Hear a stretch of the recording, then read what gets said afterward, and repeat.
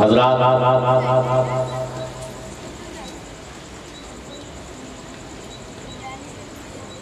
شہدائے کرب و بلا بالخصوص سید الشہداء حضرت امام عالی مقام امام حسین کی بارگاہ اقدس میں خراج عقیدت پیش کرنے کی یہ 8ویں محفل پاک 8ویں اللہ تبارک و تعالی اپنی بارگاہ میں قبول فرمائے. جتنے غلامانان حسین تشریف لائے ماں بہنیں بچے سب کی حاضری کو رب قدیر قبول فرمائے. سب کو شہدائے کرب و بلا کی فیوز و برکات سے مالا مال فرمائے.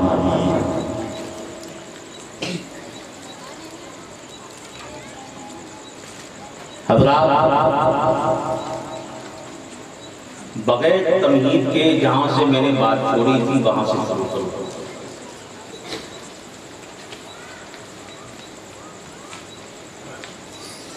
مگر آپ لوگوں کی بیداری کے لیے میں صرف ایک حدیث پاک پڑھ کے پھر آگے بڑھوں.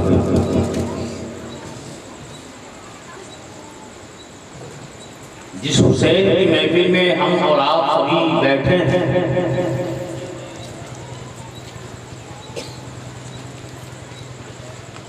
اس کو یوں سمجھو کہ یہ حضور کی بھی محفل ہے حسین کی بھی محفل ہے. جو حضور کی محفل وہ حسین کی محفل اور جو حسین کی محفل وہ حضور کی محفل. یہ ساری چیزیں یہ ساری باتیں کس سے واضح ہوتی ہیں؟ ہم یہ کہنے پر یہ باتیں جو بتا رہے ہیں کہ کس بنیاد پر بتا رہے ہیں. تو آئیے مدینے کے تاجدار دو عالم کے مالک و مختار جناب محمد رسول اللہ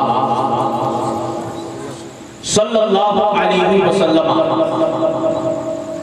ارشاد فرماتے ہیں حدیث پاک کی الفاظ ہے حسین منی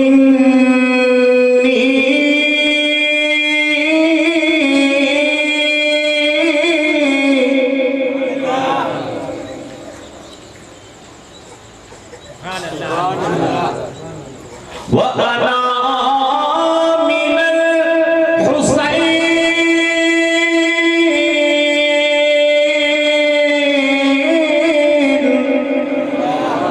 نبی پاک فرماتے ہیں کہ حسین مجھ سے ہے اور میں حسین سے ہوں. حسین مجھ سے ہے اور میں حسین سے.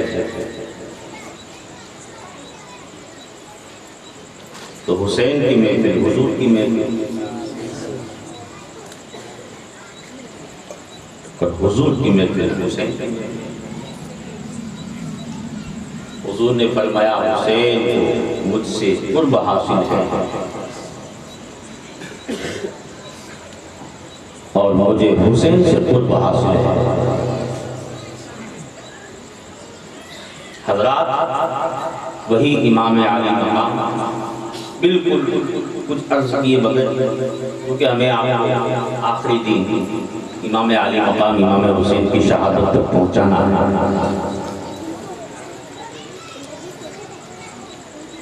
حضرت امام عالی مقام امام حسین جیسا کہ آپ نے کل سماعت فرمایا کہ مدینہ شریف چھوڑ گئے.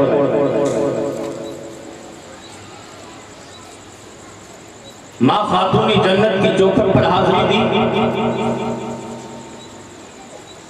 نانا جان کی بارگاہ میں حاضری دی. گھر پر آئے ایک بیمار شدہ کے علاوہ سب کے سب مدینہ چھوڑنے کے لیے بالکل ریڈی ہے.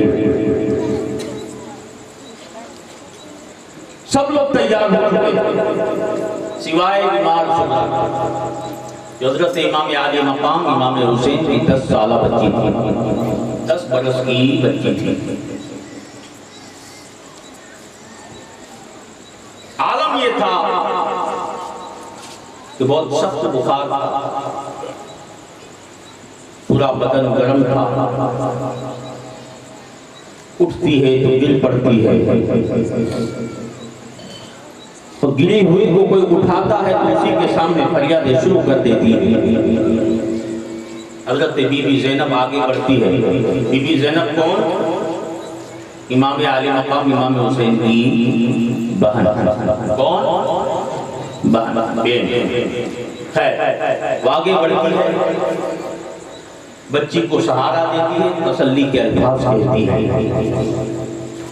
صبر و شکر کی وصیت فرماتی ہے۔ خیر وہ بچی اپنی پھوپھی کا دامن پکڑ لیتی ہے اور زبان حال سے کہتی ہے، پھوپھی جان آج آپ سب لوگ کیوں بدلے ہوئے ہو؟ میری طرف کوئی نظروں سے کیوں دیکھتے ہو؟ آج سے پہلے تو کبھی ایسا نہیں ہوا تھا، مگر آج ایسی حالت کیوں ہے، ایسی کیفیت کیوں ہے؟ معاملہ کیا ہے؟ ماجرا کیا ہے؟ اللہ اکبر۔ حضرت سیدہ بی بی سمرہ رضی اللہ تعالیٰ عنہ فریادیں کر رہی ہے، پھوپھی جان سب تیار ہو گئے، علی اکبر بھی تیار ہے، علی اصغر کا جھولا بھی باہر منگوا رکھا ہے، امی جان بھی برقع اوڑھنے کی تیاری کر رہی ہے، سب لوگ تیار ہیں، مگر مجھے کوئی تیار ہونے کے لیے نہیں کہہ رہا ہے۔ پھوپھی جان کیا معاملہ ہے؟ آج سے پہلے تو کبھی ایسا نہیں ہوتا، امام عالی مقام امام حسین اپنی بچی کی حالت دیکھ رہے ہیں، مگر اپنے بچی کے قریب نہیں آتے، اس لیے قریب نہیں آتے ہیں کہ میری پیاری لبتے جگر باپ کو بیٹیوں سے بھی پناہ محبت ہوتی ہے نا بھائی۔ خیر میں اپنے لبتے جگر کو جواب کیا ہوگا، اس کے سوالوں کے جواب میں کیا عطا فرماؤں، اسی لیے امام عالی مقام اپنی بچی کے سامنے نہیں جاتے تھے، پوری حالت کو دیکھتے تھے۔ خیر اشارہ کیا کہ سغرا بیٹی سے علی اکبر کو ملا دو، علی اصغر کو ملا دو۔ جب حضرت سیدہ سغرا ہم شکل مصطفیٰ علی اکبر سے ملاقات کرتی ہے، اللہ اکبر، حضرت علی اکبر کی قریب نہیں جاتی کہ بہن پوچھے گی تمہیں جواب کیا دیا۔ قریب گئے تو آنکھوں سے اشک کے سیلاب امت پڑے، اشک بہنے لگے، آنسو آڑے آ گئے، بہن سغرا کا منہ دیکھنا چاہتے ہیں مگر آنسو آڑے آ چکے۔ حضرت علی اکبر بول جاتے مگر نہیں بول پاتے، بس اتنا کہا کہ میری پیاری بہن سغرا مجھے معاف کر دے، میری پیاری بہن سغرا مجھے معاف کر دے، میری مجبوری ہے۔ اللہ اکبر، یہ کہہ کر خاموش ہو گئے۔ ادھر بیمار سغرا نے فریادیں شروع کر دی، بھیا اگر میرا حال پوچھنا ہے تو پاپا سے کہہ دو، امی سے کہہ دو کہ وہ جہاں کہیں پر بھی جا رہے ہیں مجھے ساتھ لے چلے۔ یاد رکھنا بھیا علی اکبر، اگر میں نہیں آؤں گی اور واپس تم مدینہ آؤ گے تو سغرا سے ملاقات نہ ہوگی، سغرا کی قبر سے ملاقات ہوگی۔ میرے بھیا ابا سے کہہ دو کہ وہ مجھے ساتھ لے چلے۔ فریادیں کرتے کرتے حضرت سیدہ بی بی سغرا بے ہوشی کے عالم میں آ جاتی ہے۔ امام حسین نے جب یہ کیفیت دیکھی، یہ ماحول دیکھا، بات کو سمجھ میں آ رہی ہے؟ آج بالکل آپ کو جو ہے آہستہ ہی سے سماعت کرنا انشاءاللہ۔ حضرت امام عالی مقام امام حسین اپنی بچی کی قریب تشریف لے، اللہ اکبر، بیمار جو بے ہوش کے عالم میں ہے، بتائیے امام علی مقام امام حسین کے دل پر اس وقت کیا گزرتا ہے؟ حضرت امام علی مقام اپنے خیال ہی میں کہتے ہیں کہ حسین تیرا امتحان اب سے شروع ہو چکا ہے، کہ تیرے امتحان کی پہلی کڑی ہے۔ اللہ اکبر۔ اس کے بعد امام علی مقام نے اپنی بچی پر دم کیا، سیدہ بیمار شجرا نے آنکھیں کھول دی، جیسے ہی اپنے بابا حسین کو دیکھا تو مجسمہ فریاد بن گئی، فریاد کا مجسمہ بن گئی، فریادوں پر فریادیں کرنے لگی، بابا آپ آ گئے، میرے بابا آپ ابھی تک کہاں تھے، میرے بابا آپ آ گئے، میرے بابا جب آ ہی گئے تو سغرا کو چھوڑ کر مت جانا، سغرا کو ساتھ لے چلنا، میرے بابا میں آپ کے بہت کام آؤں گی، میرے بابا میں آپ کے بہت کام آؤں گی۔ علی اصغر تو میرے پاس ہی کھیلتا ہے، میرے بابا میں ہمیشہ علی اصغر کا خیال رکھوں گی، علی اصغر کے جھولے کو جھلاتی رہوں گی، اگر میں نہیں آؤں گی تو میرا ماں جائے بھائی علی اصغر امی کو اور آپ کو حیران کرے گا، پریشان کرے گا، بابا میں آپ کے بہت کام آؤں گی، آپ کے کپڑے بھی دھوؤں گی، امی کے بھی کام آؤں گی، آپ کا مسلح ہر وقت میں صاف رکھوں گی، بابا خدا کے لیے مجھے ساتھ لے چلو۔ ایسی فریادیں کی کہ عرش معلا کہاں، زمین کانپ گئی، آسمان کانپ گیا۔ خیر حضرت امام علی مقام امام حسین نے اپنی بیٹی کو صبر کی تلقین فرمائی، صبر کی وصیت فرمائی، کہا بیٹی صبر کے علاوہ ہمارا کوئی چارہ نہیں ہے۔ خیر اس کے بعد بیمار شجرا حضرت علی اکبر کی طرف مخاطب ہوتی ہے اور علی اکبر سے کہتی ہے بھائی تو میرے حصے کا بھائی۔ ایسا ہوتا ہے دو تین بھائی ہوتے ہیں، دو تین بہنیں ہوتی ہیں، تو گھر میں ایسا ہوتا ہے کہ یہ اس کا بھائی ہے، یہ اس کا بھائی، اس کو اس کا خیال رکھنا ہے، اس کو اس کا خیال رکھنا ہے۔ کہنے لگی بیمار شجرا میرے علی اکبر تو میرے حصے کا بھائی ہے اور تو مجھے چھوڑ کر چلا جائے گا، میں تیرے بغیر زندہ نہیں رہوں گی۔ حضرت علی اکبر نے ارشاد فرمایا جب تم اچھی ہو جاؤ گی تو تمہارا بھیا علی اکبر تمہیں واپس لے جائے گا، صبر کرو۔ یعنی سب نے تلقین کی، صبر کی وصیت کی۔ خیر مختصر یہ ہے حضرات محترم کہ حضرت امام علی مقام امام حسین نے اپنی بیٹی سے بتایا کہ میری بیٹی ہمیں ایک دل ہلا دینے والا سفر کرنا ہے، تمہیں سخت بیمار، سخت بخار، تم ساتھ نہیں آ سکتی میری بیٹی، سواری پر بیٹھنے کی بھی تمہارے اندر طاقت نہیں ہے، اس لیے بیٹی تیرا باپ مجبور ہے، ورنہ بیٹی میرے جسم میں بھی باپ کا دل ہے، آج تجھے چھوڑ کر جو میری دل کی کیفیت ہو رہی ہے، جو میرے دل کی حالت ہو رہی ہے، میں وہ کس سے بیان کروں؟ بیٹی مجھے ایک غم نہیں ہے، مجھے ڈبل دوہرے غم ہے، ایک تو مدینے چھوٹنے کا بھی غم ہے اور میری لگتے جگر تجھے بیمار چھوڑ کر جانا یہ بھی ایک میرے لیے بہت بڑا غم ہے۔ میری لگتے جگر، میری نور نظر، صبر کرو، صبر ہی ان غموں کا مداوا ہے، غم ہمارے صبر ہی سے دور ہوں گے۔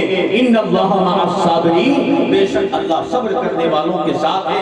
المختصر حضرات محترم، پھر حضرت امام علی مقام امام حسین نے اپنی بیٹی بیمار شجرا کو حضرت جو ہے ام سلمہ، ام المؤمنین ام سلمہ کے حوالے کیا، خیال رکھنے کا کہا، اور پھر فجر ہونے سے پہلے یہ قافلہ جو ہے مدینہ منورہ سے مکہ معظمہ کے لیے رواں ہو گئے۔ راستوں کی تکلیفیں سہنے کے بعد کربلا کا مسافر حضرت امام علی مقام امام حسین کہاں پہنچے؟ اس سفر کو یاد ہے، مدینے سے ہجرت فرمائی تو کہاں پہنچے؟ مکہ شریف۔ مکہ والوں کو آپ کی آمد کا علم ہوا کہ نواسے رسول تشریف لا رہے ہیں، تو وہاں بھی بہت صحابہ کرام تھے، بڑے خوش ہوئے کہ نواسے رسول تشریف لا رہے ہیں۔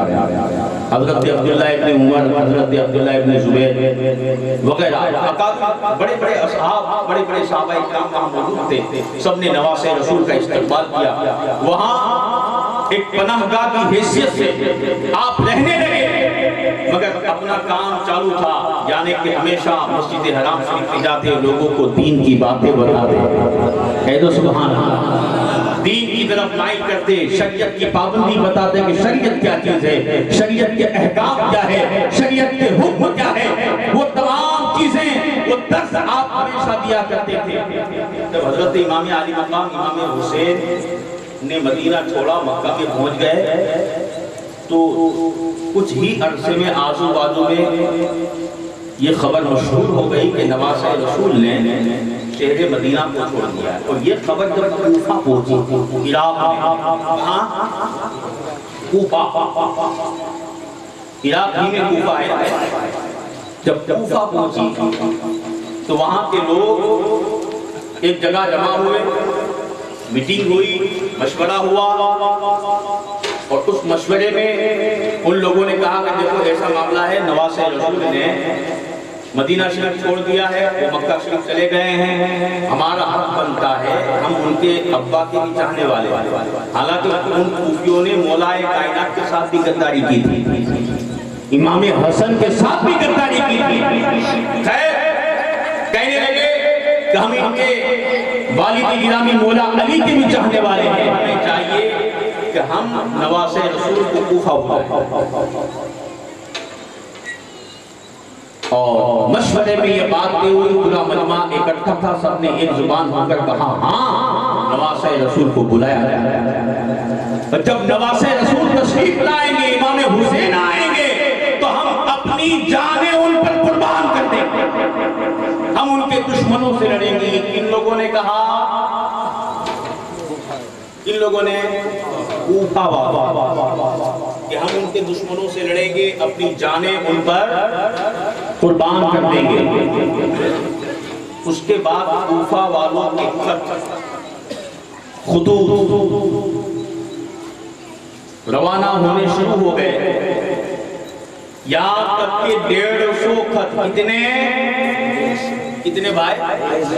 150 خط حضرت امام علی مقام امام حسین کے پاس پہنچے، جس میں لکھا ہوا تھا کہ نواسے رسول آپ جلد از جلد کوفہ تشریف لے آئیں، یزید کی طرف سے جو امام ہیں ہم ان کے پیچھے نماز بھی نہیں پڑھتے، آپ تشریف لائیں، ہم آپ کے پیچھے نماز پڑھیں گے۔ اور یہ بھی لکھا تھا کہ نواسے رسول اگر آپ نہیں آئیں گے تو قیامت کے دن ہم آپ کے نانا جان سے آپ کی شکایت۔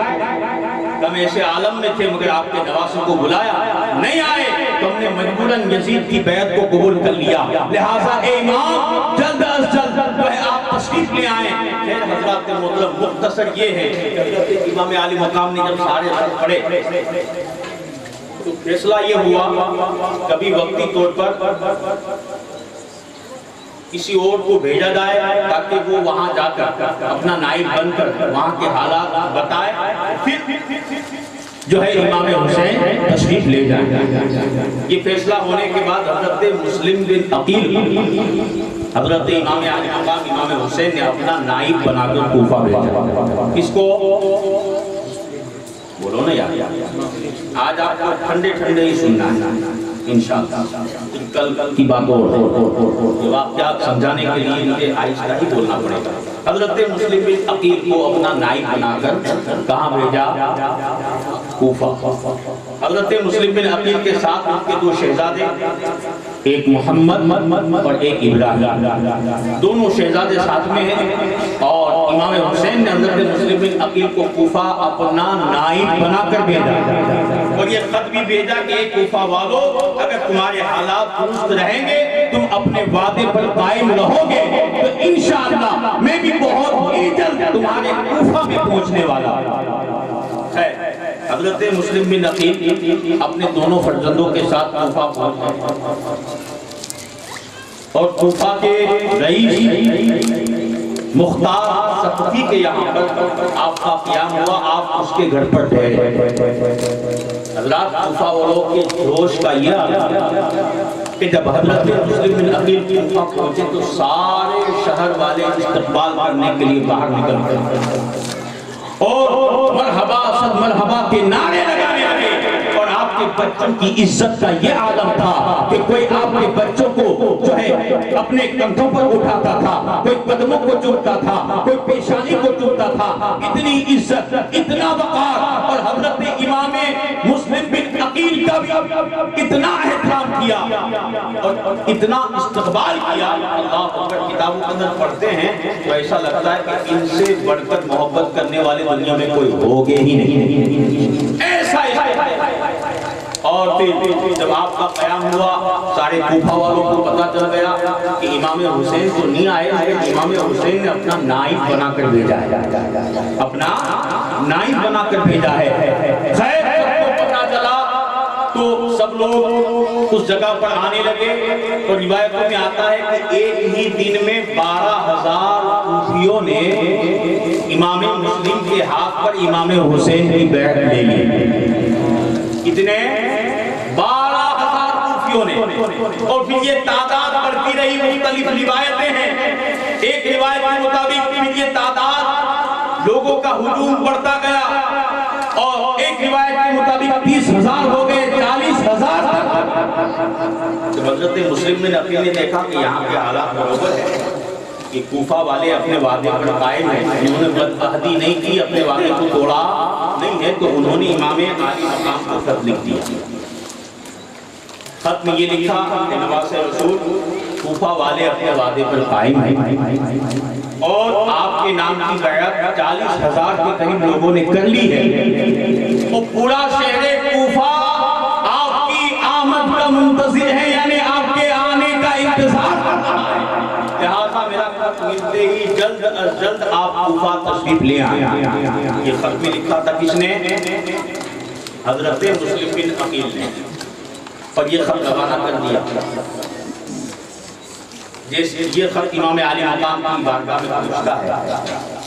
ادھر امام عالی مقام مکہ شریف سے کوفہ کی طرف آنے کی تیاری کرتے ہیں۔ خط آنے کے بعد اب کوئی عذر باقی نہیں رہا تو آپ تیاریاں شروع کر دیتے ہیں۔ ادھر اب کوفہ والوں کی بے وفائی شروع ہو جاتی ہے۔ ہوا کہ یزید کے کچھ جاسوس تھے، انہوں نے یزید کو خبر دے دی کہ کوفہ کا گورنر جو ہے بشیر بن نعمان غالب، اس نے کچھ سخت کارروائی نہیں کی۔ اگر معاملہ ایسا ہی رہا پورا کوفہ آپ کے ہاتھ سے جائے، لہذا اس معاملے کے اندر فکر کیجئے۔ مختصر یہ ہے کہ یزید نے ابن زیاد کا نام سنا ہوگا، بہت بڑا نالائق ہے، ابن زیاد بصرہ کا حاکم تھا، اس کو یزید نے کوفہ کا حاکم بنا دیا۔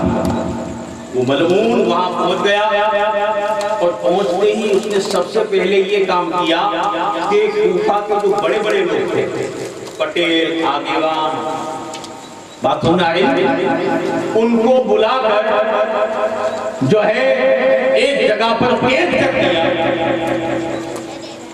اور پھر اس نے ان بڑے بڑے لوگوں کو ڈرانا دھمکانا شروع کر دیا۔ حضرت امام مسلم نے جب یہ کیفیت دیکھی تو حضرت امام مسلم حانی بن عروہ کے گھر پر تشریف لے گئے، اور یہ ابن زیاد جو ہے اپنی شیطانی پھیلاتا رہا، یہاں تک کہ اس نے ان بڑے بڑے لوگوں کو ڈرایا دھمکایا کہ اگر تم نے مسلم بن عقیل کا ساتھ دیا تو تمہاری ساری عورتیں بیوہ ہو جائیں گی، سب بچے یتیم ہو جائیں گے، لہذا ان کا ساتھ چھوڑ دو۔ اور پھر ابن زیاد کو پتا چلا کہ حضرت مسلم بن عقیل حانی بن عروہ نام کے کوفی تھے جو محب اہل بیت تھے۔ ارے بھائی سب لوگ تو ایسے نہیں ہوتے، ہزاروں میں ایک عاشق ضرور نکلتا ہے۔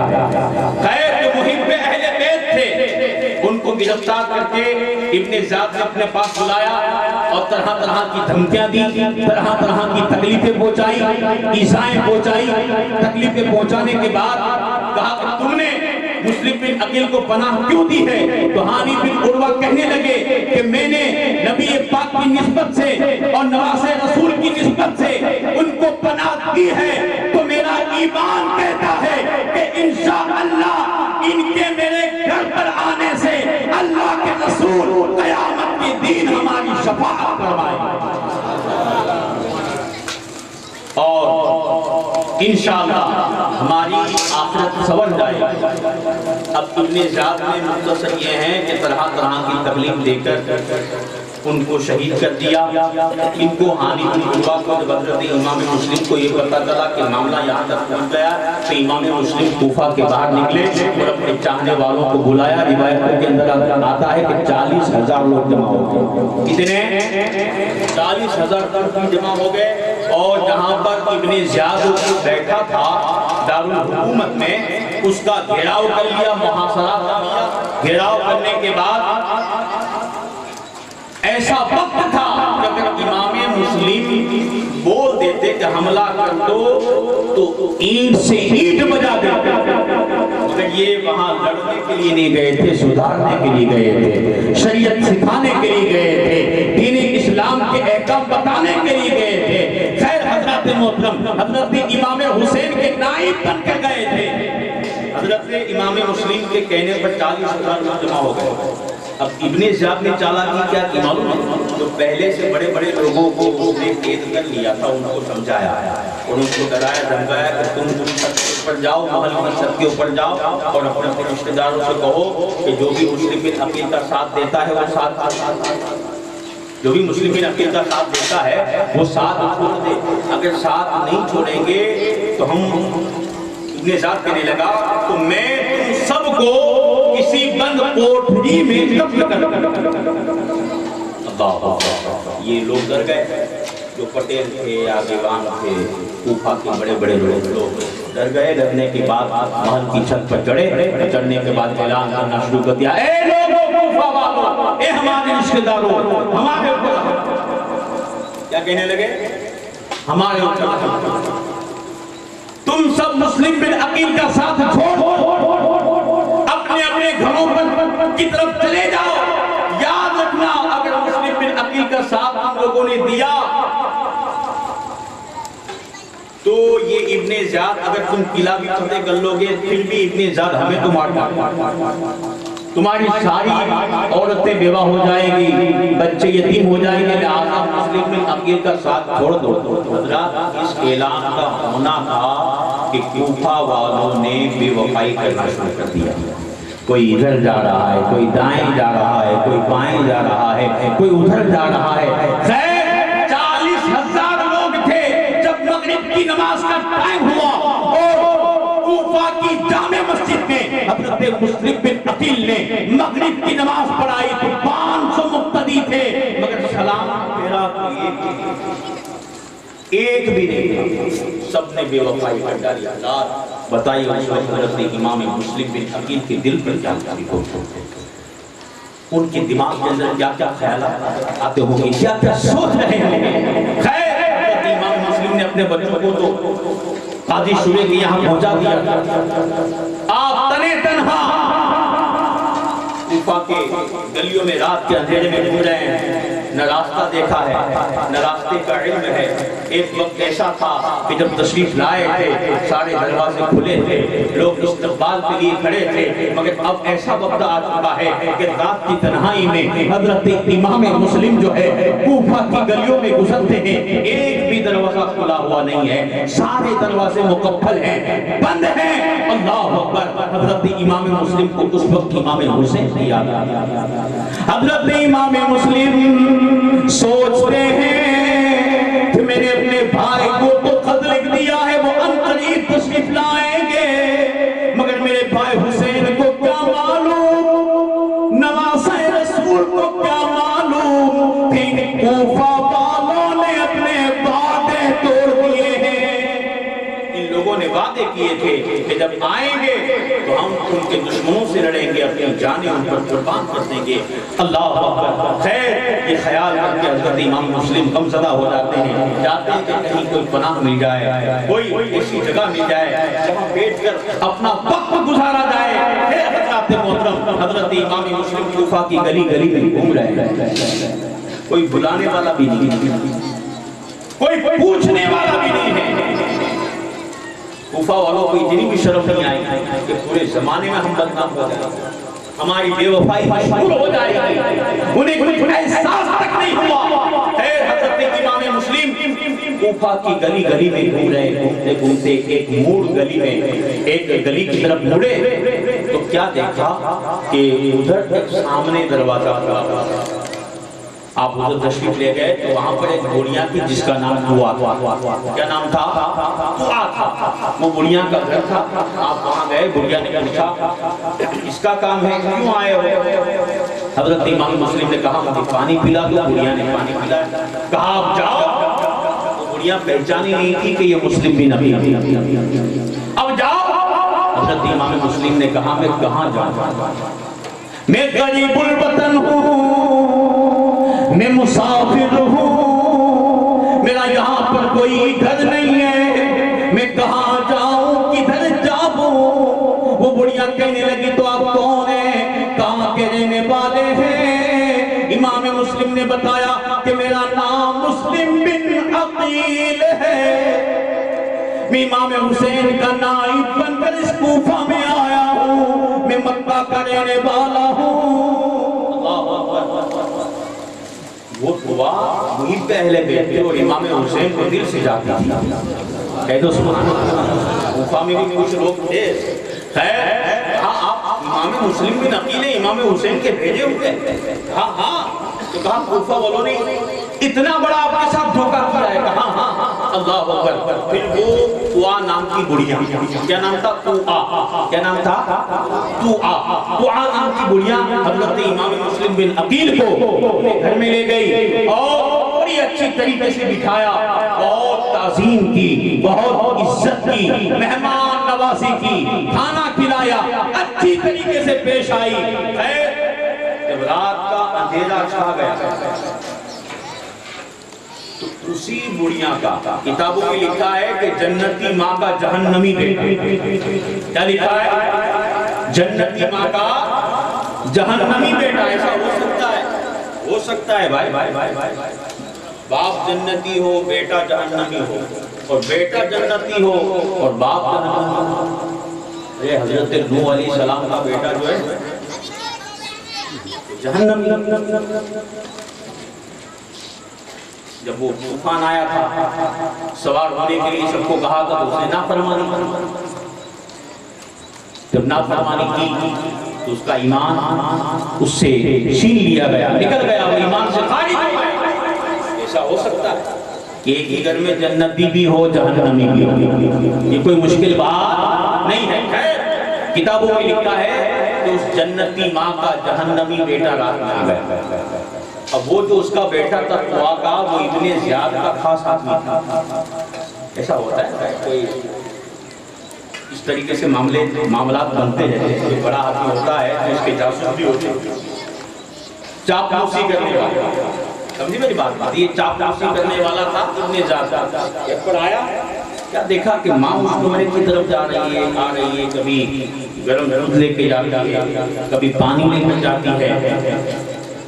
سوچ پڑ گیا کہ آخر کوئی نہ کوئی آیا، پوچھا۔ پہلے تو دعا نام کی بڑھیا نے کوئی جواب نہیں دیا، مگر بہت اصرار کیا، ضد کیا تو بتایا ہاں میں تجھے بتا رہی ہوں، مگر تجھے قسم دے رہی ہوں کہ کسی کو بتانا مت۔ کہہ دو سبحان اللہ۔ اس بڑھیا اس ضعیفہ کے دل میں امام مسلم اور امام حسین کی کتنی بڑی جو ہے محبت تھی۔ کسی کو بتانا مت، دیکھ ہمارے گھر میں مسلم بن عقیل مہمان بنے ہیں، ہم خوش نصیب ہیں، ہم قسمت والے ہیں۔ وہ جو ابن زیاد کا خاص تھا اسی بڑھیا کا بیٹا بہت اندر تو بہت خوش ہوا، مگر ایک ہوتی ہونٹوں کی محبت کئی پرکار کی ہوتی ہے بھائی، ایک ہونٹوں کی محبت ہوتی ہے، ایک دل کی محبت ہوتی ہے. وہ شعر میں پڑھ دوں کہ لگ لگ کہے نہ لگے، بن کہے لگ جائے. اچھا بن کہے کب لگتا ہے موت میں؟ جب دل سے ہو، جب دل سے ہو. لگ لگ کہے نہ لگے، بن کہے لگ جائے، اللہ کہے نہ ملے. کہیں فتویٰ نہ لگ جائے. اللہ کہے نہ ملے، محمد کہے مل جائے. شاعر نے ہونٹوں کا نقشہ کھینچ کر یہ شعر پڑھا تھا کہ اللہ کہے نہ ملے. بولو آپ اللہ. ہونٹ ملتے ہیں؟ نہیں ملتے. دیکھو اللہ، یہ دونوں ہونٹ ملتے ہیں آپس میں؟ آپ بولیے اللہ. ہونٹ ملتے ہیں؟ نہیں ملتے. محمد کو ہو صلی اللہ علیہ وسلم. ایک مرتبہ نہیں، دو مرتبہ مل جاتے ہیں. محمد دو تین مرتبہ ہونٹ مل جاتے ہیں. خیر اللہ تو دل کی لگی کوئی اور چیز ہے. اب وہ جو دعا نام کی بنیاد تھی، اس کا بیٹا جو تھا، اس کی دل کی لگی نہیں تھی، صرف ہونٹوں سے کہا. ہاں بڑی خوشی کی بات ہے. امام مسلم ہمارے گھر پر آئے ہیں وغیرہ وغیرہ جو الفاظ کہنے تھے کہہ دیے تاکہ بنیاد کو شک نہ جائے کہ یہ بھی کم بخت ہے، یہ ابن زیاد کا جاسوس ہے. حضرات محترم، جب سحر کا وقت ہوا وہ گھر سے نکلا اور ابن زیاد کو پورے حالات کے بارے میں بتایا. ابن زیاد نے اس خوشی میں اس کو سونے کا ہار دیا. یہ کم بخت لوگ دنیا کے لالچی تھے. کیا تھے؟ لالچی تھے. درہم و دینار کے روپے پیسے کے بندے. وہ بہت خوش ہو گیا، انہیں انعام مل گیا. پھر ابن زیاد نے 500 سواروں کو بھیجا حضرت امام مسلم کو گرفتار کرنے کے لیے. 500 سوار آئے اور امام مسلم بن عقیل فجر کی نماز ادا فرما رہے تھے. ان لوگوں نے آ کر دعا کے گھر کو گھیر لیا اور جب فوج کے شور کی آواز سنی، امام مسلم نے دعا نام کی بڑھیا سے پوچھا یہ کیا معاملہ ہے؟ کہا کہ میرے گھر کو ابن زیاد کی فوج نے گھیر لیا ہے. امام مسلم پھر تلوار لے کر نکلے اور ایک گھمسان کی لائے ہوئی راویوں کا بیان ہے کہ قریباً 80 سے 90 یزیدیے اس تلوار کی زد میں آ گئے اور پھر نار جہنم. کتنے؟ 80 سے 90. اور یہ شیرانہ جو ہے حملے کرتے رہے. 500 کی فوج آئی تھی مگر وہ بھی مجبور ہو گئی. پھر ان لوگوں نے پتھر برسانے شروع کر دیا. مختصر یہ ہے حضرت امام مسلم بن عقیل کو زخمی کر دیا. زخمی کرنے کے بعد ابن زیاد کے پاس پہنچا دیا. جب ابن زیاد کے پاس پہنچایا گیا، ابن زیاد کے دربار کا یہ آداب میں سے تھا کہ جب بھی کوئی پہنچتا تھا تو پہلے بولتا امیر المومنین اور پھر بولتا تھا السلام علیکم. آپ نے سلام نہیں کیا. کہہ دو سبحان اللہ. بھائی یہ ان کی بہادری ہے، یہ امام حسین کا فیض ہے. کہا سلام کیوں نہیں کیا؟ کہا میں اس کو کیا سلام کروں جس کے دل میں اہل بیت رسالت سے نفرت ہے، بغض آل رسول ہے. میں اس کو سلام کر کے کیا کر سکتا ہوں؟ اس کے بعد بہت ساری روایتیں حضرات بات چیت کا دور ٹولا چلا اور ابن زیاد نے کہا کہ تم نے یہاں پر آ کر فتنہ شروع کر دیا ہے اور جو ہے لوگوں کی جماعتوں کو بانٹ دیا ہے. یہ وہ ہر طرح کے سوالات کو جو ہے کرنے لگا. امام مسلم بن عقیل نے کہا اس وقت تک نہیں آئے جب تک کہ کوفہ والوں کے خط ہمارے پاس نہیں آ گئے. انہوں نے ہمیں بلایا تو ہم آئے اور ہم دشمنی کروانے کے لیے نہیں، امت رسول کو ایک بنانے کے لیے آئے. اللہ طرح طرح کے سوالات کو آپ جوابات دیتے گئے. آخر میں وہ کہنے لگا اگر اے مسلم تمہیں اپنی جان بچانی ہے تو تم حسین کے خلاف بول. اللہ یہ کہنا تھا کہ امام مسلم زخمی حالت میں ہیں مگر جلال میں آپ نے ارشاد فرمایا سن لے ابن زیاد، تو بولتا ہے کہ مخالفت میں بول، امام حسین کے خلاف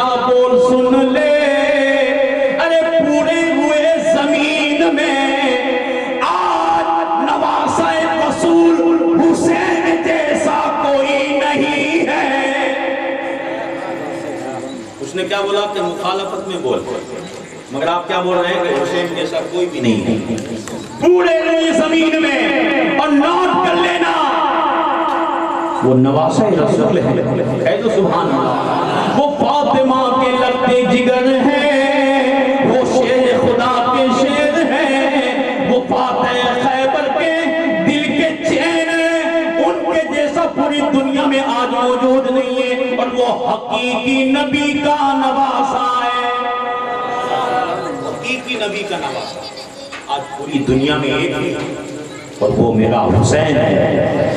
ارے میرے حسین کے نام پر میری جان بھی قربان ہے، میرے بچے بھی قربان ہیں، میرا کنبہ بھی قربان ہے، میرا سب کا سب اس حسین کے نام پر قربان ہے۔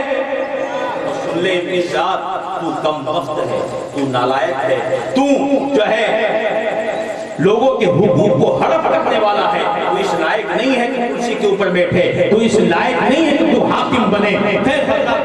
اس طرح سے گفتگو ہوئی، اس کے بعد ابن زیاد غصے میں آگ بولا، بہت غصے میں آ گیا، کیونکہ اس نے کہا تھا کہ حسین ابن علی کے خلاف بول تو میں تیری جان بخش دوں گا، تو انہوں نے جواب دیا کہ ایسی جان کی ہمیں پرواہ نہیں، جان جاتی ہے تو جائے مگر محبت حسین نہ جائے، جان جاتی ہو تو جائے مگر محبت حسین نہ جائے۔ خیر حضرات محترم، اس کے بعد وہ غصے میں لال پیلا ہو گیا، اور اس نے ایک بکیر نام کے جلاد کو حکم دیا، بکیر بن اسدی، غالباً یہ نام جو ہے کتابوں کے اندر لکھا ہوا ہے، اس کو حکم دیا کہ جاؤ محل کی چھت پر لے جاؤ اور وہاں سے ان کے جسموں کو پھینک دو اور انہیں قتل کر دو۔ پھر حضرات محترم، جب حضرت امام مسلم بن عقیل کو گورنر ہاؤس کی محل کی چھت پر لے جانے لگے، جب تیسری منزل پر پہنچے، حضرت امام مسلم بن عقیل درود شریف کا ورد کرتے تھے، تسبیح و تحلیل کرتے تھے، اور دماغ میں ایک ہی خیال ہے کہ میرے حسین کا کیا ہوگا۔ میرے آقا حسین کو معلوم نہیں ہے کہ انہوں نے ان کے چچا زاد بھائی مسلم بن عقیل کے ساتھ کیا کیا ہے۔ آپ تصور کے عالم میں ہوا سے کہتے ہیں، کیونکہ کوئی آپ کا ہمدم وہاں کوئی موجود نہیں تھا، کوئی آپ کی محبت کرنے والا وہاں موجود نہیں تھا۔ ہوا سے تصور کے عالم میں کہنے لگے، اے ہوا تو ذرا میرا یہ پیغام نواسہ رسول حسین ابن علی تک پہنچا دینا کہ وہ کوفہ نہ آئے، کیونکہ کوفہ کے لوگوں نے اپنے وعدوں کو توڑا ہے، ہمیں بے یار و مددگار چھوڑ دیا ہے۔ خیر حضرات محترم، یہی تصور میں آپ تھے اور جلاد نے اپنا کام تمام کر دیا، مگر اس سے پہلے آپ نے وصیت کی کہ دیکھو جلاد، میری چند وصیتیں سن لو کہ میرے وصال کے بعد میرے جسم کے ساتھ، میری لاش کے ساتھ بے عزتی مت کرنا، صحیح سلامت دفن کر دینا، اور میرے بچے فلاں جگہ پر ہے ان کو حفاظت کے ساتھ مدینہ منورہ پہنچا دینا، اور فلاں آدمی کا میرے پاس قرضہ ہے تو میرے یہ جو جنگ کا سامان ہے، تلوار ہے، زرہ ہے، اس کو بیچ کر یہ قرضہ تم ادا کر دینا۔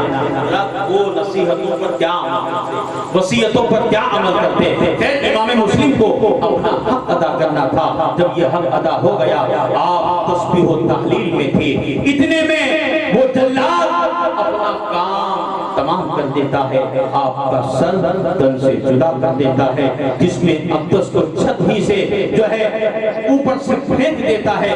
پھر حضرات محترم، اس طریقے سے حضرت امام مسلم کی شہادت ہو جاتی ہے، اور اس طریقے سے امام مسلم جو ہے اپنے آقا نواسہ رسول حسین کے نام پر اپنی جان فدا کرتا ہے۔ خیر حضرات محترم، ابن زیاد کو پتا چلا کہ امام مسلم کے ساتھ بچے بھی آئے تھے، تو اس نے سپاہیوں کو بھیج دیا کہ جلد از جلد رہے بچوں کو بلایا جائے تاکہ میں یزید کے پاس زندہ بھیجوں۔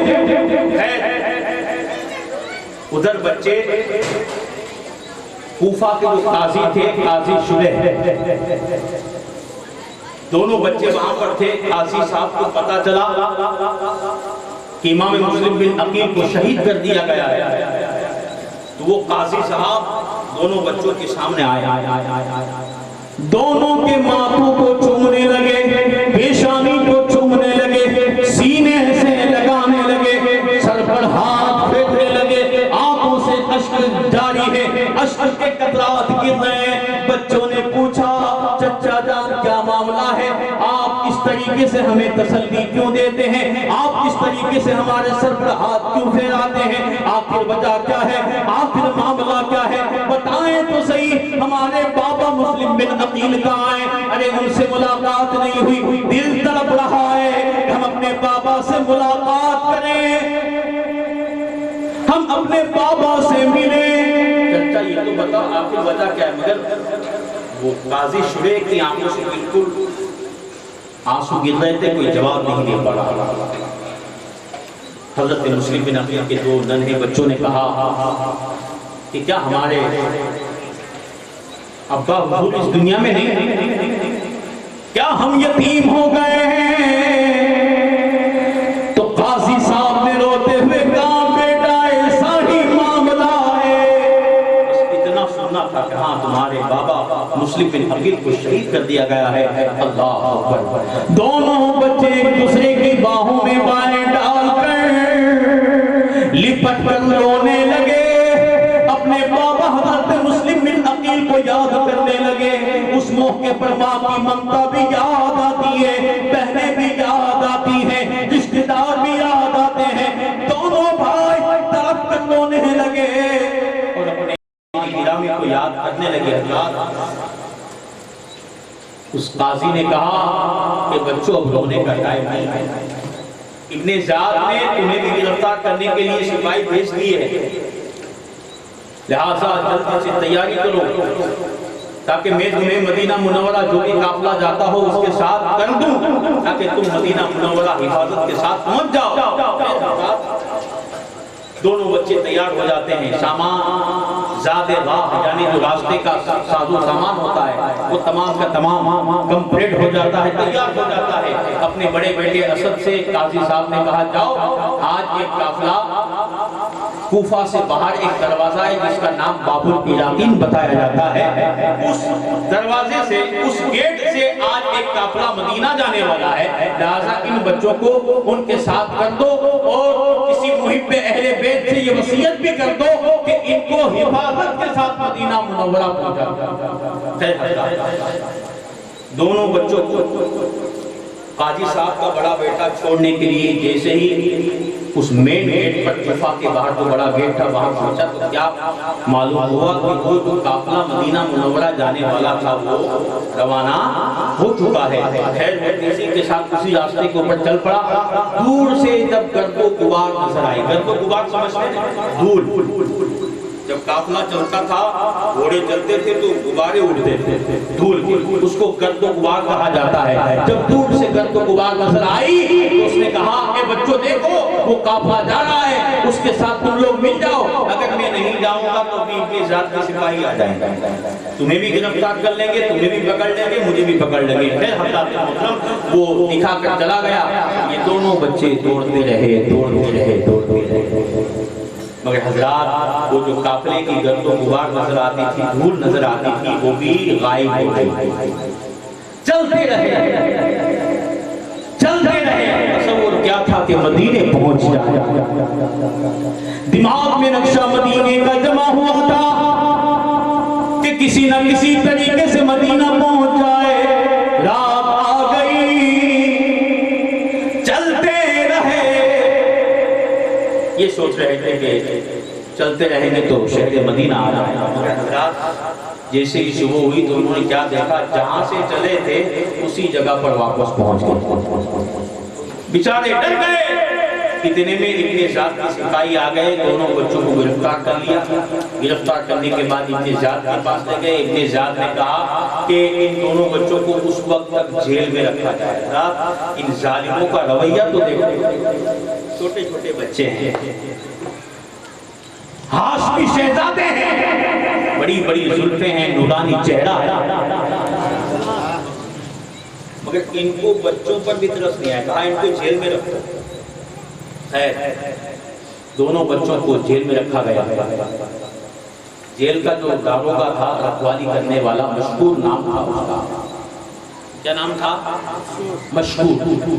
یہ اہل بیت سے محبت کرنے والا تھا، امام حسین نواسہ رسول کو دل سے جانے والا تھا۔ اس کو سب پتا تھا کہ یہ مسلم بن عقیل جو نائب امام حسین بن کر آئے ان کے شہزادے ہیں، تو اس نے دل میں پکا ارادہ کر لیا کہ چاہے اپنی جان جاتی ہے تو جائے، مگر ان بچوں کی جان مجھے بہرحال بچانی ہے۔ رات میں اس نے ایسا کیا کہ جب سناٹا چھا گیا، بچوں کو جیل سے نکالا، اپنے گھر لایا، اچھا کھانا کھلایا، اور اس کے بعد ایک راستہ، کتابوں میں وہ نام ذکر ہے، قادسیہ نام کا ایک گاؤں تھا، وہ راستہ بتایا، کہا کہ جب اس گاؤں میں پہنچا، جیسے ہم یہاں سے وقت دیوڑیا ہے اور آگے جو راستہ جا رہا ہے وہ نوا گاؤں جاتا ہے، تو اسی طریقے سے کوفہ سے ایک راستہ جو ہے قادسیہ نام کا گاؤں اس طرف جاتا تھا۔ وہاں پر اس کا بڑا بھائی تھا جو وہاں کا مین آدمی تھا، کہا کہ جاؤ اس راستے پر چلے جاؤ، یہ میری انگوٹھی لیتے جانا، اور ایک خط بھی دے دیا، بھائی کو بتا دینا، اور اس میں لکھا ہوا تھا بھائی کے نام پر پیغام کہ بھائی یہ مسلم بن عقیل کے یتیم بچے ہیں، ان کو حفاظت کے ساتھ مدینہ منورہ پہنچا دیا۔ خیر حضرات، یہ دونوں بچے رات میں چلنا شروع کر دیتے، چلتے رہتے ہیں، پیروں میں چھالے پڑے ہیں، چھوٹا بھائی گرتا ہے تو بڑا بھائی اس کو پشت جو ہے سہارا دیتا ہے۔ دونوں بچے اپنے باپ کی محبت کو یاد کرتے ہیں، ماں کی ممتا کو یاد کرتے ہیں، آج کوئی بھی ہمدردی کرنے والا نہیں ہے، دونوں اکیلے ہیں، تنہا ہیں۔ پوری رات چلتے رہے، جب صبح ہوئی حضرات، تو چونکہ ان بچوں کو بھی ننھی سی عمر میں شہادت کا جام پینا تھا، تو انہوں نے کیا دیکھا کہ جہاں سے چلے تھے، جس راستے پر وہ مشغول چھوڑنے کے لیے آیا تھا، گھوم پھر کر پھر وہ اسی جگہ پر پہنچے۔ اللہ اکبر۔ جیسے ہی صبح کا وقت ہوا، وہ ڈر گئے کہ کہیں پھر کوئی پکڑ کر اپنی ذات کے پاس نہ پہنچا دے، بازو میں پناہ کی جگہ ڈھونڈنے لگے۔ کیا دیکھا کہ چشمہ ہے، پانی کا کنواں ہے، اس کے قریب میں ایک جھاڑ ہے، ایک درخت ہے جو کھوکھلا ہے، کیا بولتے ہیں اس کو؟ کھوکھلے جھاڑ، کھوکھلا ہی بولتے ہیں، کھوکھلا درخت ہے، اس میں جا کر چھپ گئے کہ جب شام ہوگی تو پھر چلنا شروع کر دیں گے۔ خیر حضرات محترم، کوفہ کی ایک لونڈی وہاں پانی بھرنے کے لیے آئی، تو چشمے میں پانی کا جو چشمہ تھا وہ پانی بھرنے لگی، تو اس نے کیا دیکھا کہ دو شہزادوں کی صورت نظر آتی،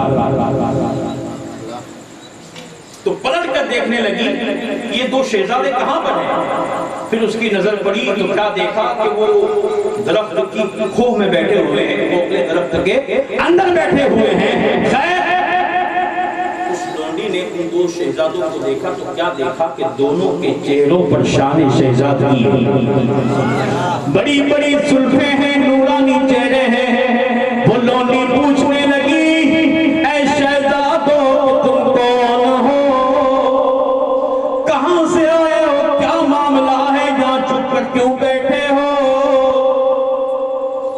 دونوں شہزادوں نے کچھ جواب نہیں دیا، کیونکہ وہ ڈر رہے تھے، ہو سکتا ہے کہ یہ ہمیں پکڑ کر کے واپس اپنی ذات کے پاس پہنچا۔ اللہ اکبر۔ دونوں شہزادوں نے کچھ جواب نہ دیا۔ اب وہ لونڈی کہنے لگی، معلوم ہوتا ہے تم ٹینشن نہ رکھو، گھبراؤ مت، ہمت رکھو، مجھے بتاؤ کہ تم کون ہو، تمہارے باپ کا نام کیا ہے؟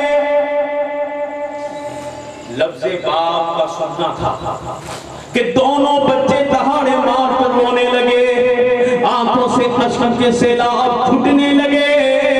اب وہ لونڈی کہنے لگی، غالباً مجھے ایسا لگتا ہے کہ تم مسلم بن عقیل کے فرزند ہو۔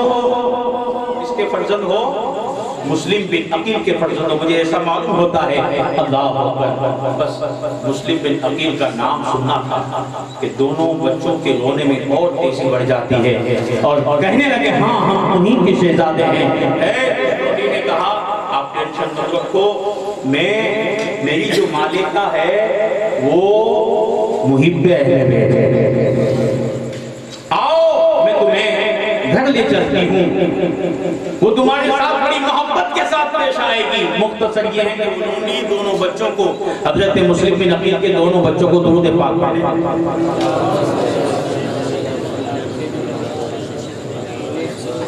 دونوں بچوں کو گھر لے گئی۔ وہ مالکہ بڑی خوش ہوئی،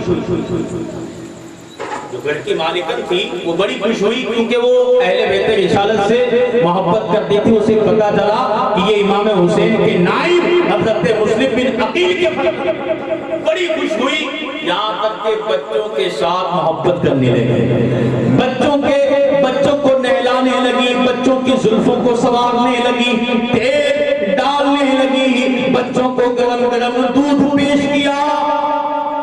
جب یہ محبت دیکھی تو بچوں کو اپنی ماں یاد آئی۔ کیا یاد آیا؟ ماں کی ممتا یاد آ گئی۔ جب اس عورت نے ماں کا پیار دیا تو حضرت مسلم بن عقیل کے بچوں کو اپنی خود کی ماں یاد آ گئی، تڑپنے لگے، رونے لگے، بے قرار ہونے لگے۔ وہ محب اہل بیت عورت کہنے لگی بچوں تم ٹینشن نہ لو، تم فکر نہ کرو، میں تم کو سلامتی کے ساتھ مدینہ پہنچا دوں گی۔ دین بھر وہ عورت بچوں کی خدمت کرتی رہی، اچھی طریقے سے پیش آتی رہی۔ جب رات ہوئی، حضرات ادھر جو جیل کا داروغہ تھا مشہور نامی محب اہل بیت، اس کو ابن زیاد نے بچوں کی چھوڑنے کی وجہ سے سزا میں شہادت کا جام پلایا تھا، شہید کر دیا تھا، سر تن سے جدا کر دیا تھا۔ ادھر یہ عورت جو ہے دین پر بچوں کی سیوا کرتی رہی۔ رات کا وقت ہوا، اس عورت نے اپنی جو ہے لونڈی سے کہا یہ بچے جو میرے گھر پر ہے ان کی آمد کا جو ہے میرے شوہر حارث کو مت بتانا۔ خیر رات کا وقت ہوا، اس کا شوہر آیا، اس نیک خاتون نے اپنے شوہر سے پوچھا آج دن بھر کہاں گئے؟ حضرات دیکھو تو صحیح کیسا اتفاق ہوتا ہے، ایک ہی گھر میں کیسا اتفاق ہوتا ہے۔ ادھر یہ مسلم بن عقیل کے بچوں کی سیوا کر رہی ہے اور ادھر اس کے شوہر کو پوچھتی ہے تو وہ شوہر کہتا ہے کہ میں آج دن بھر مسلم بن عقیل کے بچوں کو تلاش کرنے میں لگا، پریشان ہو گیا، میرا ایک گھوڑا بھی مر گیا، مجھے پیدل چلنا پڑا، مگر مجھے کہیں سے مسلم بن عقیل کے بچے نہیں ملے، کیونکہ ابن زیاد نے اعلان کیا ہے کہ جو بھی مسلم بن عقیل کے بچوں کو پکڑ کر لائے گا اسے انعام و اکرام سے نوازا جائے گا۔ اس عورت نے کہا کتنے بدبخت ہیں وہ لوگ جو دنیا کی لالچ کے خاطر۔ حضرات آج تھوڑا کھینچوں گا، میں تھوڑا بیان کھینچوں گا تاکہ شہادت تک ہم آخری دن میں پہنچ جائیں۔ تھوڑا آپ آج صبر کرنا، یہ امام حسین کی محفل ہے اور انشاءاللہ جتنی دیر بھی بیٹھیں گے، ارے امام حسین نے ہمارے لیے اتنا سب کچھ قربان کیا، تو ہم اپنا 15-20 منٹ کا ٹائم ان کے لیے زیادہ نہیں دے سکتے؟ کیا دے سکتے ہیں نا؟ تو ذرا توجہ کے ساتھ سننا، درود پاک پڑھ لیجیے، اللہم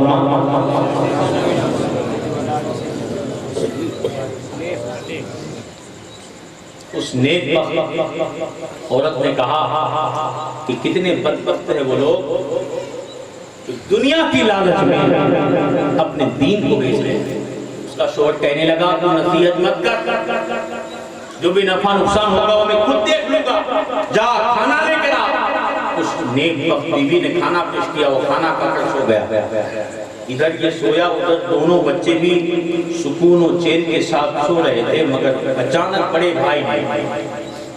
بھائی محمد نے ابراہیم کو جگایا اور دونوں بچے رونے لگے۔ بڑے بھائی محمد نے ابراہیم کو بتایا کہ بھائی بات ایسی ہے، کبھی میں نے خواب دیکھا کہ اس خواب میں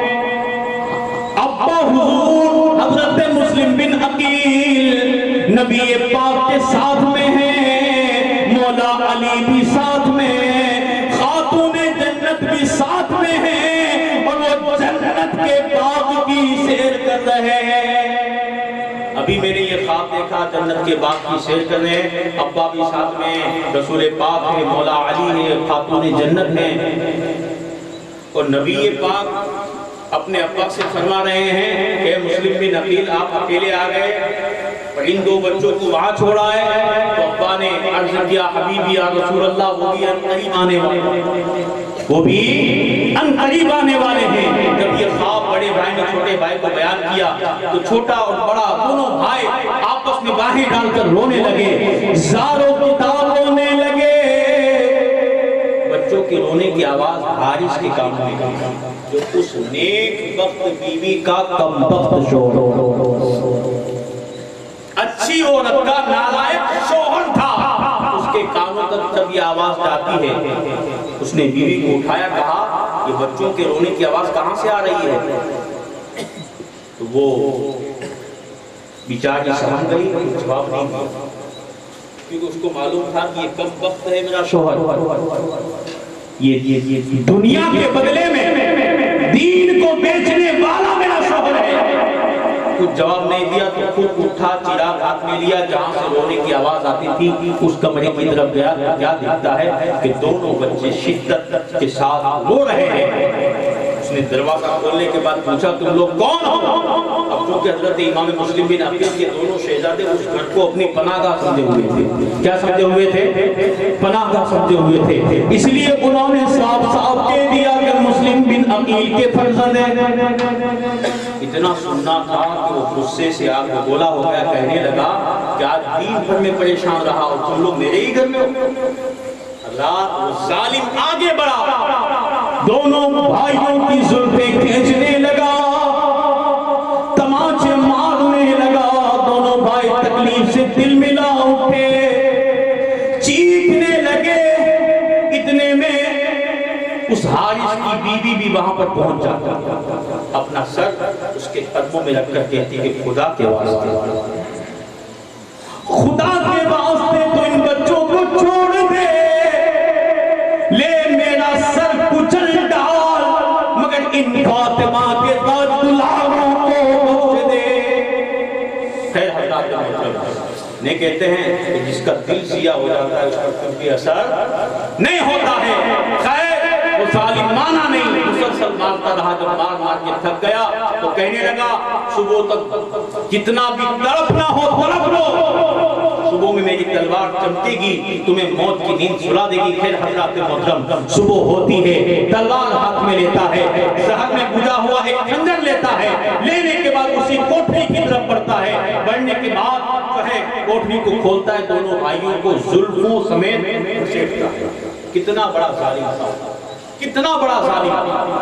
گھسیٹنے کے بعد جیسے ہی دونوں بچوں نے تلوار، چمکتی تلوار، چمکتا خنجر دیکھا، دونوں بھائی کانپ گئے۔ آج کوئی بھی ان کی پوچھنے والا نہیں ہے، خبر گیری کرنے والا کوئی نہیں ہے، کوئی ہمدم نہیں ہے۔ خیر دونوں بھائی سمجھ جاتے ہیں، مگر یہ ظالم برابر ظلم کرتا ہوا مختصر یہ ہے کہ دریائے فرات پر لے جاتا ہے، دونوں بھائیوں کو سامنے کھڑا کرتا ہے، میان سے تلوار نکالی ہی تھی، اتنے میں محب اہل بیت جو اس کی بیوی بھی وہ ہانپتی کانپتی گرتی پڑتی وہاں پہنچ جاتی ہے، پیچھے سے تلوار پکڑ لیتے ہیں اور پھر بھی نصیحت کرنے لگتی ہے کہ حارث اب بھی مان جا، اب بھی اپنے ہاتھوں کو اہل بیت رسالت کے خون سے رنگین نہ کر، ارے ان بچوں نے تیرا کیا بگاڑا ہے، ان بچوں نے تیرا کیا بگاڑا ہے، تو صرف دنیا کی لالچ میں کہ چھوٹے چھوٹے ہاشمی شہزادوں کو شہید کر رہا ہے۔ ذرا سوچ تو صحیح کہ قیامت کے دن حسین کے نانا جناب محمد رسول اللہ صلی اللہ علیہ وسلم کو کیا منہ دکھائے گا؟ جس کا تو کلمہ پڑھتا ہے اس نبی کو کیا منہ دکھائے گا؟ بے غیرت مان جا مان جا۔ مگر حارث کا دل بالکل سیاہ ہو چکا تھا، سخت ہو چکا تھا، اس نے اپنی بیوی پر ہی وار کر دیا، وہ بیچاری زخمی ہو گئی۔ اس کے بعد تلوار اٹھا کر ابھی چھوٹے بھائی پر وار کرنا چاہتا تھا، اتنے میں بڑا بھائی منت سماجت کرنے لگا کہ خدا کے واسطے پہلے میرا سر طلب کرو، پھر میرے چھوٹے بھائی کو شہید کرنا۔ اتنے میں چھوٹا بھائی کہتا ہے خدا کے واسطے پہلے مجھے شہید کرو، پہلے میرا سر قلم کرو، میں اپنے بڑے بھائی کی طرف کی لاش کو نہیں دیکھ سکوں گا۔ اللہ اکبر حضرات، پھر کیا ہوتا ہے، ظالم کی تلوار چمکتی ہے، ایک ہی بار میں پہلے بڑے کی گردن پر تلوار چلتی ہے، پھر چھوٹے کی گردن پر تلوار چلتی ہے، دو ننھی سی چیخیں بلند ہوتی ہیں، دو ننھے سے بچے حضرت مسلم بن عقیل دونوں شہادت کا جام پی جاتے ہیں۔ اس کمبخت نے دونوں کے جسم پاک کو دریائے فرات میں بہا دیا، سروں کو لے کر ابن زیاد کے پاس پہنچا۔ ابن زیاد نے پوچھا اس میں وہ ایک جو ہے ٹوکرے میں سروں کو لے کر گیا تھا، کیا ہے؟ تو ابن زیاد کہنے لگا اس میں آپ کے دشمنوں کے سر ہے۔ کہا بتا، دکھایا تو ابن زیاد دیکھ کر کانپ گیا کہ اس میں حضرت مسلم بن عقیل کے فرزندوں کے سر۔ ابن زیاد غصے سے آگ کو بولا ہو گیا، غصے سے لال پیلا ہو گیا کہ تجھے کس نے کہا تھا کہ تو ان بچوں کو قتل کرنے کے بعد ارے میں نے تو یزید کو لکھا ہے کہ مسلم بن عقیل کے بچے زندہ ہیں، اگر حکم ہو تو زندہ بھیج، اگر اس نے زندہ بھیجنے کے لیے حکم دیا تو میں کیا کروں گا؟ وہ کہنے لگا ابن زیاد مجھے ڈر تھا کہ میں زندہ لے کر آتا تو کوئی مجھ سے چھین لیتا۔ ابن زیاد نے کہا اگر مجھے یہ خدشہ تھا، مجھے یہ ڈر تھا تو کسی حفاظت کی جگہ پہ رکھ دیتا، پھر مجھے خبر کر دیتا تو میں سپاہیوں کے ذریعے سے بتوا لیتا۔ انہوں نے میرے حکومت کے خلاف ایسا کیوں کیا؟ حضرات اب دیکھیے اس کا انجام کیا ہوتا ہے عائش کا۔ ابن زیاد نے مجمع میں نگاہ ڈالی، مقاتل نام کا ایک آدمی کا حکم دیا کہ جاؤ اس کو بھی نہر فرات پر لے جاؤ اور تمہارے جی میں جس طریقے سے آئے اس طریقے سے اسے قتل کرو۔ روایتوں میں آتا ہے کہ وہ مقاتل نام کا جو شخص تھا اس کے دل میں بھی اہل بیت کی محبت تھی، اور دونوں بچوں کے جو سر اس نے شہادت والے دیکھے تھے کہ اس کا دل بھی کانپ گیا تھا، وہ بڑے غصے کے عالم میں تھا، وہ بڑا خوش ہوا اور اپنے دل ہی دل میں کہنے لگا کہ اگر مجھے ساری دنیا کی دولت ملتی تو بھی میں اتنا خوش نہ ہوتا جتنا آج خوش ہوا۔ خیر وہ حارث کو دریائے فرات پر لے گیا اور سب سے پہلے تو اس کے ہاتھ کاٹے گئے۔ کیا کاٹے گئے؟ ہاتھ کاٹے گئے۔ ایک ناپاک ہاتھوں سے اس نے مسلم بن عقیل کے شہزادوں کو شہادت کا جام پلایا۔ ہاتھ کاٹے گئے اور پھر پیر کاٹے گئے، پھر کانوں کو کاٹا گیا، آنکھیں نکالی گئی، ناک کو کاٹا گیا، بڑی بے ترتیب کے ساتھ جو ہے اس کو سبق سکھایا۔ اللہ اکبر، روایتوں میں آتا ہے کہ اس کے پیٹ کو چاک کیا گیا اور پھر اس کی گردن کو تن سے جدا کر دی، تڑپنے لگا، مر گیا۔ روایتوں میں آتا ہے کہ اس کی لاش کو دریا میں پھینکا تو دریا نے واپس اس کی لاش کو کنارے پر پھینک دیا،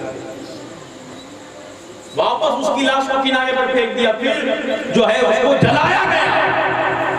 پھر حضرت مسلم بن عقیل کے دونوں فرزندوں کے سر ان کے پاس تھے، مقاتل کے پاس تھے، اور انہیں حکم تھا کہ یہ دونوں سر بھی دریا میں بہا دے دیں۔ ایک راوی کا بیان ہے، میں یہ بات آپ کو بتا دوں کہ جیسے ہی مقاتل نام کے شخص نے حضرت مسلم بن عقیل کے بچوں کے دونوں سروں کو دریائے فرات میں بہایا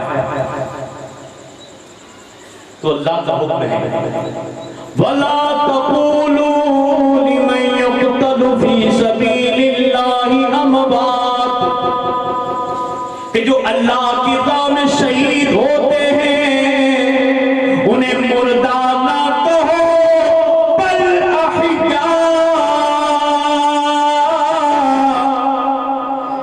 قرآن کہتا ہے وہ مردہ نہیں ہے بلکہ زندہ ہے۔ حضرت مسلم مسلم بن عقیل کے بچوں کی ایک کرامت اس وقت صادر ہوئی. ایک روایت ملتی ہے کہ اس مقاتل نام کے شخص نے حضرت مسلم بن عقیل کے بچوں کے سروں کو جیسے ہی دریائے فرات میں ڈالا. دیکھنے والوں کا بیان ہے کہ دونوں سر دونوں دھڑ سے مل جاتے ہیں.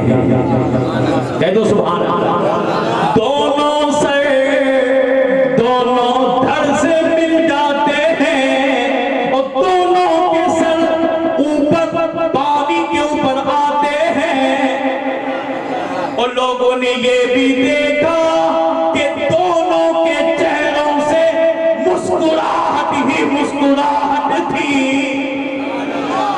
کیونکہ یہ شہید ہے, وقتی طور پر دنیا دیکھتی ہے کہ ان کو تکلیف پہنچی ہے, مگر جو شہید ہوتا ہے وہ شہید ہونے کے بعد زندہ ہوتا ہے.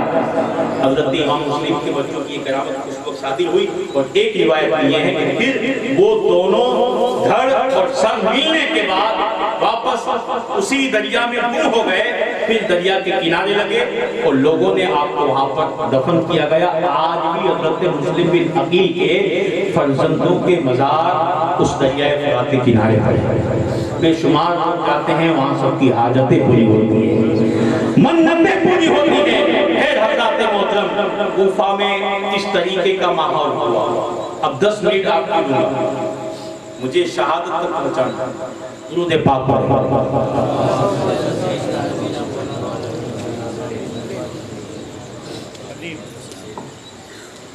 ادھر حضرت مسلم بن عقیل اور ان کے بچوں کے ساتھ ایسا ہوا.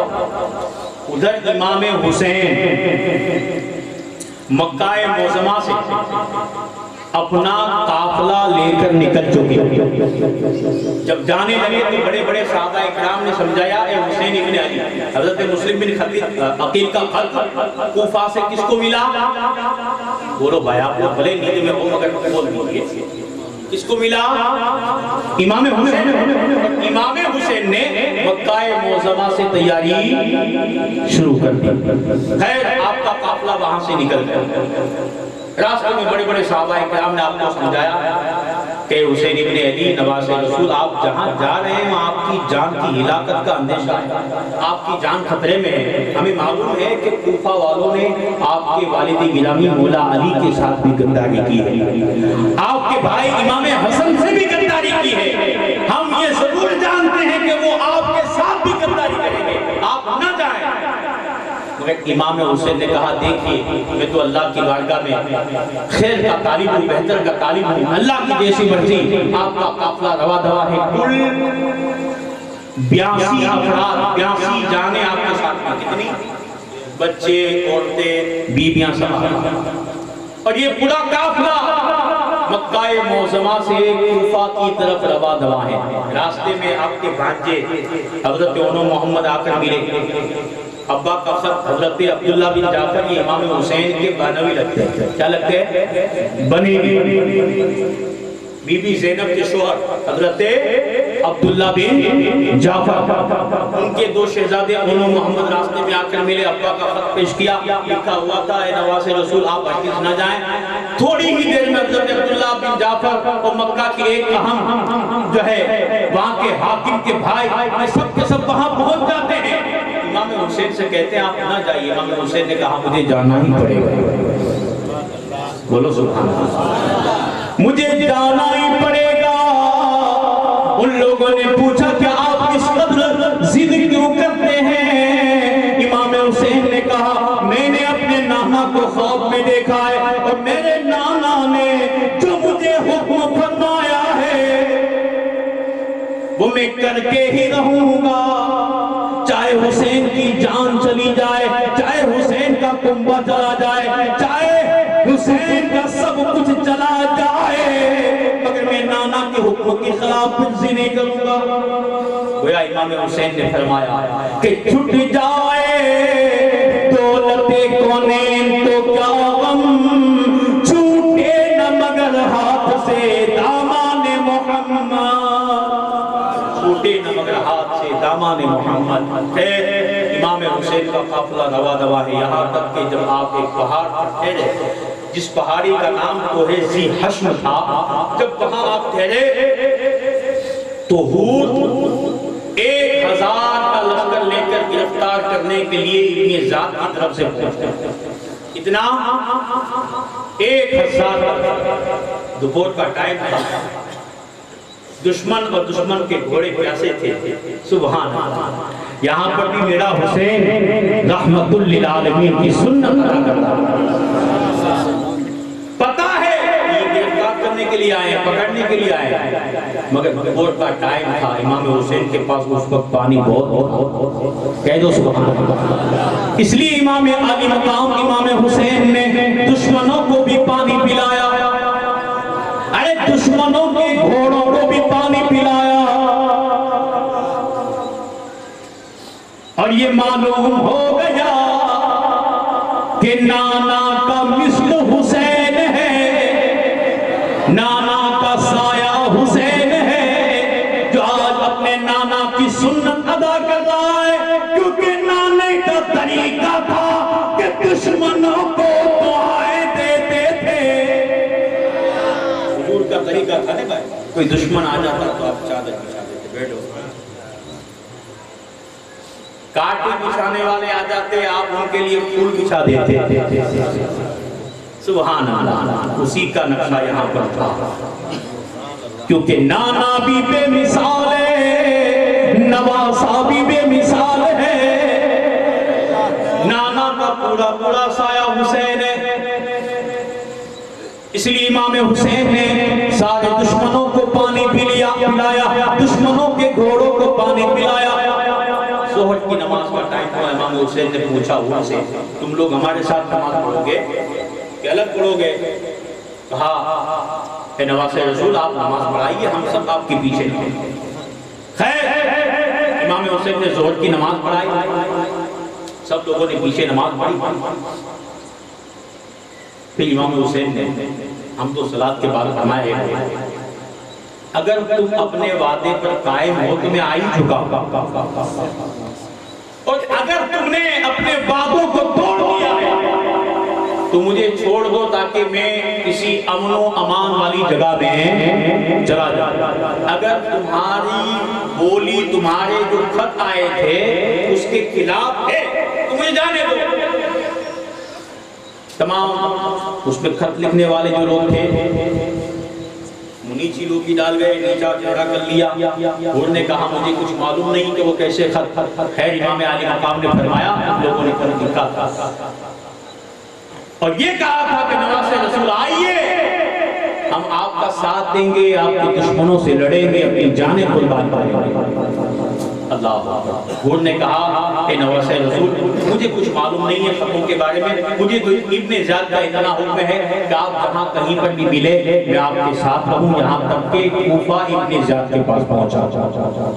اللہ اکبر۔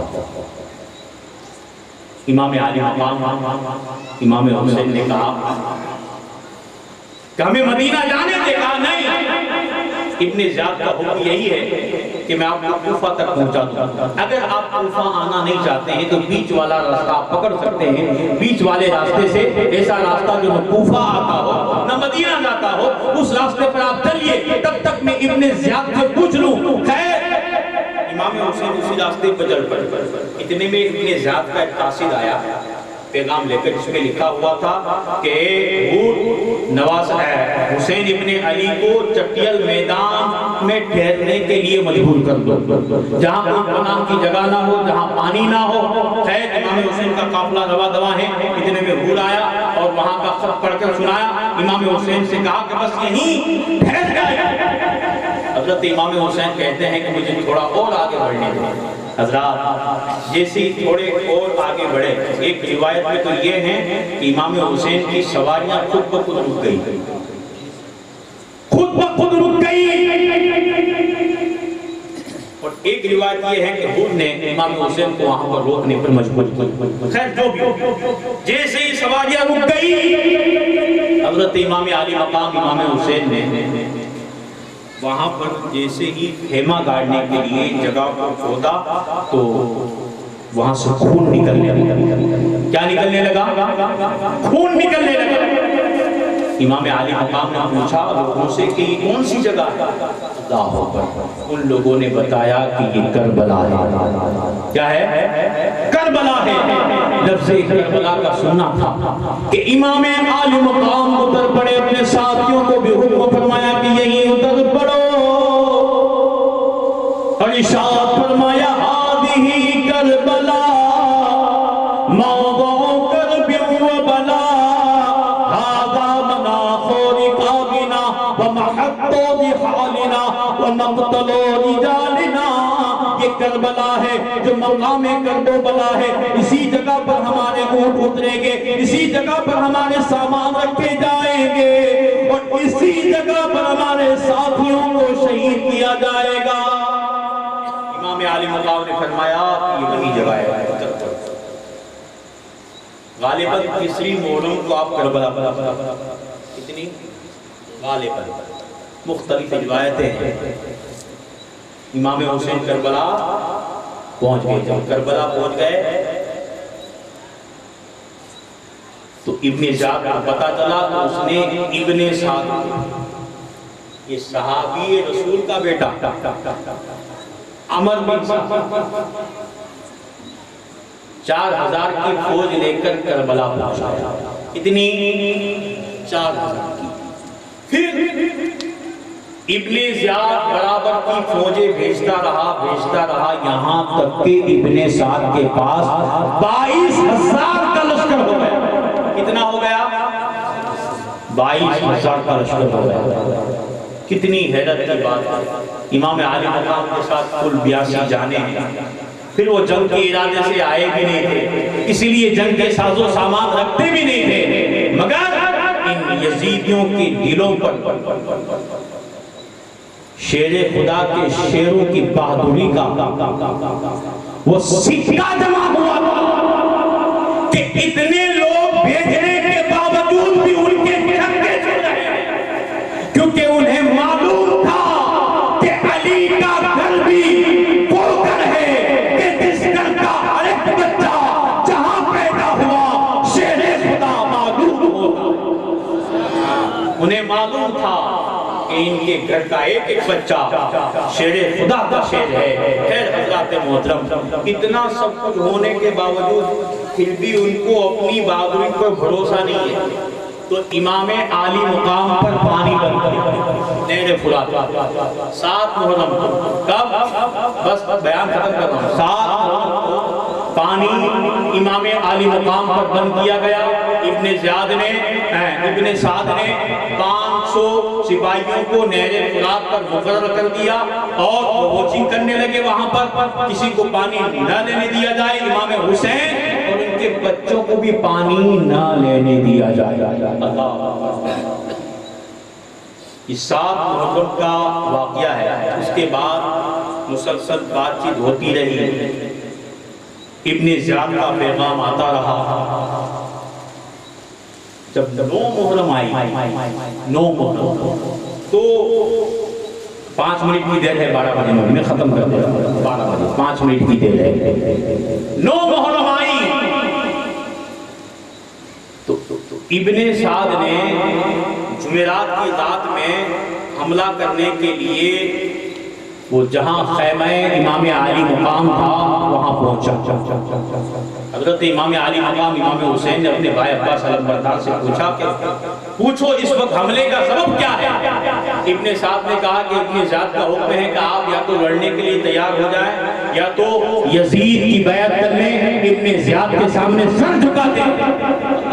اس وقت بھی آپ کا یہی جواب تھا، کہہ دو سبحان اللہ، کہ مرد حق باطل سے ہرگز خوف کھا سکتا نہیں، یہ سر کٹا سکتا ہے لیکن سر جھکا سکتا نہیں۔ امام عالی مقام نے ارشاد فرمایا ہم یزید کی بیعت تو نہیں کریں گے، ابن زیاد کے سامنے سر تو نہیں جھکائیں گے، انشاءاللہ کل لڑیں گے۔ کہہ دو سبحان اللہ۔ اگر آج ایک رات کی ہمیں مہلت دے دی جائے، ایک رات کی مہلت دے دی جائے، اور یہ مہلت کیوں مانگی معلوم ہے؟ نماز کے لیے، استغفار کے لیے، ذکر و اذکار کے لیے۔ وہ کون سی رات؟ بڑی رات، عاشورہ عاشوراء کی رات امام حسین نے ذکر و اذکار میں نماز میں گزاری. ہمیں بھی چاہیے کہ اس رات میں خوب نوافل پڑھیں، تسبیح لے کر پڑھیں، ذکر و اذکار کریں، ہے نا، تاکہ امام حسین کی سنت ادا ہو جائے. خیر حضرات، تسبیح، تحلیل، ذکر و اذکار میں رات گزارنے کے لیے امام حسین نے ایک رات کی مہلت مانگی. حضرت عباس علم بردار گئے، امام حسین کا پیغام سنایا. ابن سعد نے یہ بات مانی.